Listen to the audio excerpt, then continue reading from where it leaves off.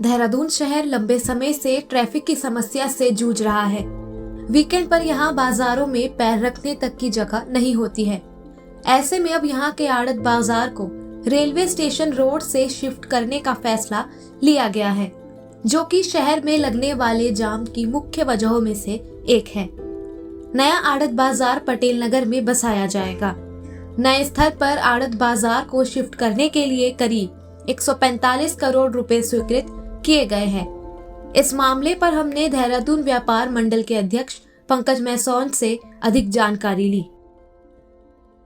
देहरादून में ट्रैफिक की समस्या के कारण आड़त बाजार को पटेल नगर में शिफ्ट किया जाएगा। आज इस मामले पर हम बात करेंगे देहरादून व्यापार मंडल के अध्यक्ष पंकज मैसौन से और जानेंगे इस मामले पर अधिक जानकारी। सर, आड़त बाजार को शिफ्ट किया जाएगा, इस पर आपकी क्या प्रतिक्रिया है? देखिए, ये एक अच्छा कदम है सरकार द्वारा, क्योंकि मैं समझता हूँ कि जिस प्रकार से वहाँ पर ट्रैफिक जाम रहता है और जो हमारे व्यापारी वर्ग का सामान वगैरह आता है, जैसे ट्रक आते हैं, क्योंकि देखो जब होलसेल मंडी है वो, क्योंकि वहाँ पर बड़े बड़े ट्रकों से ही सामान आता है। जब वहाँ बड़े बड़े ट्रक आते हैं तो वहाँ पर बड़ी समस्या सी रहती है उन्हें लोडिंग अनलोडिंग करने में या कहीं माल भेजना हो।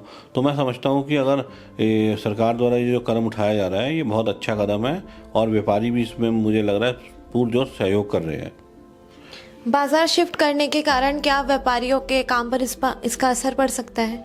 देखिए, असर तो थोड़ा बहुत तो पड़ेगा ही, क्योंकि अभी आप बिल्कुल शहर के बीचों बीच में हैं और फिर आप थोड़ा सा शहर से 5-7 किलोमीटर दूर हो जाएंगे, जिसका असर तो पड़ेगा ही। लेकिन यह है कि अब जो समस्याएं व्यापारियों के आगे आ रही थी कि जो उनका ट्रक वगैरह आ रहे थे या उनके माल आ रहा था, लोडिंग अनलोडिंग की समस्या आ रही थी, या उन्हें माल दिन में जैसे किसी को सप्लाई करना है, कुछ करना है, उसमें बड़ी समस्या आती है, क्योंकि जब वो रिक्शा खड़ा हो जाएगा या लोडर खड़ा हो जाएगा तो बड़ी दिक्कत आती थी।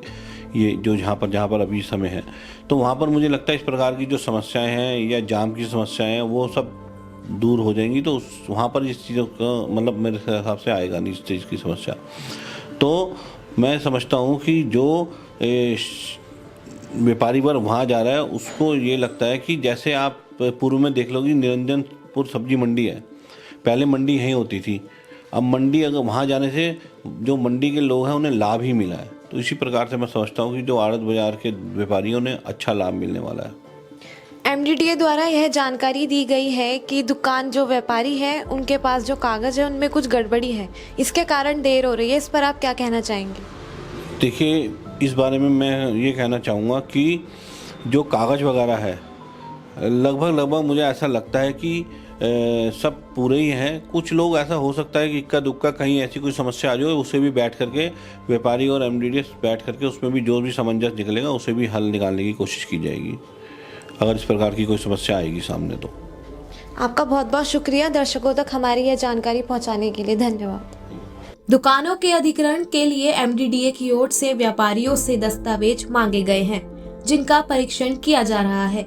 कागजों में गड़बड़ियों के चलते दुकानों के साइज फाइनल नहीं हो पा रहे हैं, जिससे यह प्रोजेक्ट एग्जीक्यूट करने में समय लग रहा है।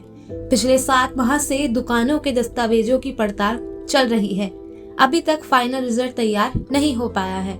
ऐसी ही अहम खबरों से जुड़े रहने के लिए चैनल को लाइक और सब्सक्राइब करें। धन्यवाद।